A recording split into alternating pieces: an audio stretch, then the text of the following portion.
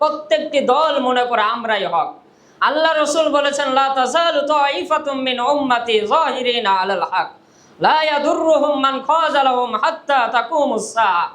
কিয়ামত পর্যন্ত এমন একটি দল হকের প্রতি অটল থাকবে, মজবুত থাকবে, মানুষরা তাদের ক্ষতি করতে চাইবে, কোনোই ক্ষতি করতে পারবে না।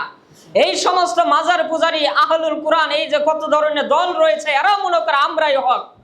তারা নিজেদের মেম্বারের পিছনে, এই সমাজের মধ্যে হিজবুত তাওহীদ নামে একটি দল রয়েছে, তারা নিজেরা যেখানে খুতবা দেয় ওই পিছনে লেখা আছে ওয়াতাসিমু বিহাবিলিল্লাহি জামিয়া ওয়ালা তাফাররাকু। তোমরা আমাদের দলে মনে আইসা পড়ো, আমরাই হক। তারা নিজেদেরকে মনে করে আমরাই হক, কেউ কাউকে বাতিল বলে না। এই মাজার পূজারীরা এরাই বলে আমরাই হক। এই যত ধরনের দল রয়েছে, চিশতিয়া, নাকশবন্দিয়া, যত দল রয়েছে, তারা নিজেকে মনে করে আমরাই হক। অতঃপর কোন গ্রুপটা হক এটা আপনাকে জানতে হবে কোরআন ও হাদিস পড়ে।